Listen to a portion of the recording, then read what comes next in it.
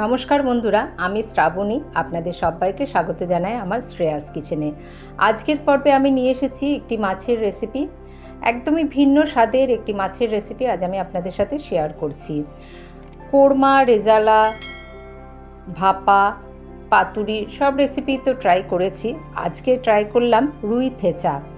একদমই ভিন্ন স্বাদের এই রেসিপিটি খেতে কিন্তু দারুণ হয়েছিল, একবার অবশ্যই ট্রাই করে দেখবেন। চলুন দেখে নিই এই রেসিপি। এর জন্য প্রথমে আমি মাছ ধুয়ে নিয়ে ভালো করে তাতে আন্দাজ মতো নুন, হলুদ গুঁড়ো দেব আর একটু আদা কাঁচা লঙ্কা বাটা, এই দিয়ে মাছগুলোকে একটু মাখিয়ে নিচ্ছি। নুন, হলুদ গুঁড়ো আর আদা কাঁচা লঙ্কা বাটা মাখিয়ে নেব মাছের মধ্যে, তারপরে মাছটাকে আমরা ভেজে নেব। এই রুই থেচা রেসিপি আজকে আমি আপনাদের সাথে শেয়ার করছি। এখন ইনস্টাগ্রামে ভীষণ চলছে থেচা রেসিপি, পনির থেচা, চিকেন থেচা বা এগ থেচা রেসিপিও দেখলাম মাঝে একদিন। তো আমার মনে হলো একবার মাছ দিয়ে কেন এই থেচা রেসিপি ট্রাই করব না, তাই আজকে বানিয়ে নিয়েছিলাম এই রুই থেচা রেসিপি। খেতে কিন্তু দারুণ হয়েছিল। রান্নাটা আমি করেছি সর্ষের তেলে, কড়াইতে 3 টেবিল স্পুন তেল দিয়েছি। তেলটা খুব ভালো করে গরম হলে তারপরে মাছগুলোকে আমরা ভেজে নিচ্ছি। তেল গরম হয়ে যাওয়ার পরে প্রথমে একটুখানি তেলের মধ্যে নুন দিয়ে নিয়েছি। আমরা এই মাছ ভাজার সময় নুন দিয়ে নিই যাতে তেলে মাছটা লেগে না যায়। মাছগুলো আমরা ভেজে নিয়েছি, খুব কড়া করে না আবার খুব হালকা করেও না। তারপরে ওই তেলের মধ্যেই দিয়ে দিচ্ছি একটু সাদা জিরে ফোড়ন। সাদা জিরে ফোড়ন দিয়ে একটা ছোটো সাইজের পেঁয়াজ এরকম স্লাইস করে কেটে নিয়ে দিয়ে দেব। পেঁয়াজটাকে হালকা ভেজে নেব। এর আগে আমরা একটা মশলা তৈরি করে নিয়েছি।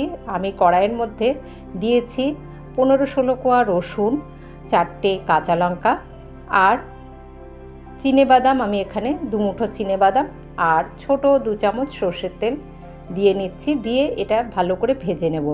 এখানে আমি চিনেবাদাম মানে ভেজে নেওয়া চিনেবাদাম ব্যবহার করেছি, আপনারা এমনি চিনেবাদামও কিন্তু ব্যবহার করতে পারেন। দেখুন এগুলো নাড়াচাড়া করে বেশ ভেজে নিচ্ছি। এই রসুনেও ভাজা রং ধরে এসছে আর লঙ্কাগুলিও ভাজা হয়ে গিয়েছে। তারপরে এগুলো আমরা মিক্সিং জারে তুলে নিচ্ছি, একটু ঠান্ডা করে নেব। তারপর এর মধ্যে দিয়ে দিচ্ছি 1 মুঠো ধনে পাতা। এই দিয়ে এখানে কিন্তু জল মেশাবো না, এই দিয়ে আমরা এর একটা পেস্ট বানিয়ে নেব। একটু দানাদার পেস্ট হবে, খুব মিহি না, সেই রকম একটা পেস্ট বানিয়ে নেব জল ব্যবহার না করে। এদিকে আমাদের দেখুন পেঁয়াজটা বেশ একটু ভাজা হয়ে এসেছে। তখন একটা ছোট সাইজের টমেটো এখানে দিয়ে দিলাম। টমেটোটা আরেকটু কুচিয়ে নিয়েও দিতে পারেন, আমি এরকম লম্বা লম্বা করে কেটে নিয়েই দিয়েছি। টমেটোটাকেও একটু সাঁতলে নিয়ে তারপরে এখানে আমরা মশলা ব্যবহার করে নেব।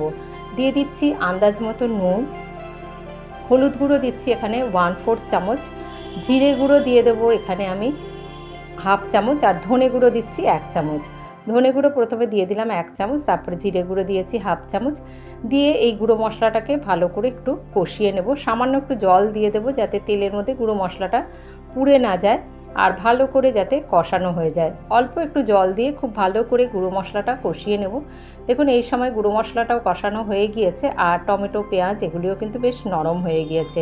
একটু এগুলো ঘেটে দিলাম। তারপরে আমরা যে পেস্ট বানিয়ে রেখেছি, এই যে থেচা যে মশলাটা, আসলে এটা একটুখানি যদি শিলনোড়ায় বেটে নেওয়া যায় বা একটু থেতো করে নেওয়া হয় তাহলেই ভালো হয়, সেই জন্য এতে জল ব্যবহার করা হয় না।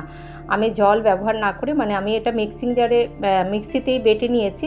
এটা চাইলে আপনারা শিলনোড়াতেও একটু থেতো করে নিতে পারেন বা হামানদিস্তাতেও একটু থেতো করে নিতে পারেন।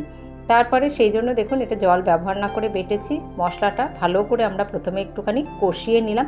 তারপরে ওই বাটি ধুয়ে সামান্য একটু জল দেব, অল্পই জল দেব, যেহেতু এখানে এবার আমরা ভেজে রাখা মাছগুলোকে দিয়ে রান্না করে নেব, সেই জন্য খুব অল্প পরিমাণে কিন্তু জল দিলাম। জল দিয়ে একটু মিশিয়ে নিয়ে 1/4 কাপ মতো জল আমি দিয়েছি। তারপরে এই ভেজে রাখা মাছগুলো দিয়ে দিচ্ছি। মাছগুলো প্রথমে 1 মিনিট হওয়ার পরে একটু উল্টে দেব। তারপরে গ্যাসের আঁচ লো করে রেখে মিনিট 3 একটু রান্না করে নেব, তাহলে মাছের মধ্যেও বেশ এই মশলার স্বাদটা চলে আসবে। এইভাবে দেখুন 3 মিনিট একটু লো আঁচে রেখে আমরা রান্না হতে দেব। ভীষণই টেস্টি হয়েছিল, একদমই ভিন্ন স্বাদের একটি রেসিপি। যখন এই 3 মিনিট রান্না হয়ে এলো, রান্নার শেষে একটুখানি ধনেপাতা ছড়িয়ে দিলাম আর দিয়ে দেব আমি একটুখানি সর্ষের তেল। ওপর থেকে ছোট 2 চামচে সর্ষের তেল দিয়ে গ্যাসের আঁচ বন্ধ করে ঢাকা দিয়ে এটা স্ট্যান্ডিং টাইমে রেখে দেবো 4-5 মিনিট, তারপরেই আমরা পরিবেশন করে দেবো রুই থেচা রেসিপি। আমি এখানে যেহেতু একটা মানে বাটা ব্যবহার করা হয়েছে, সেই জন্যই একটুখানি সর্ষের তেলটা পরে অ্যাড করেছি। খেতে কিন্তু বেশ গন্ধটাও সর্ষের তেলের কাঁচা সর্ষের তেলের গন্ধটাও আসছে। আর এখানে এই একদমই ভিন্ন স্বাদের একটি মশলা ব্যবহার করা হয়েছে, তাই খেতে কিন্তু বেশ ভালো হয়েছিল। একবার এইভাবে রুই থেচার রেসিপি ট্রাই করে দেখবেন। গরম ভাতে এই মশলা মেখে মেখে একদম শুকনো শুকনোভাবে তৈরি, এই মশলা মেখে খেতেও কিন্তু বেশ ভালো লাগে। রেসিপিটি ট্রাই করবেন, আশা করি ভালো লাগবে। আর ভালো লাগলে একটি লাইক অবশ্যই দেবেন, আর আমাকে সাপোর্ট করতে চ্যানেলটিকে সাবস্ক্রাইব করতে ভুলবেন না। যে সকল বন্ধুরা আমার পাশে আছেন তাদের জানাই অসংখ্য ধন্যবাদ। আজ তাহলে আসবো আবার অন্য রেসিপি নিয়ে। ভালো থাকবেন সকলে, ধন্যবাদ।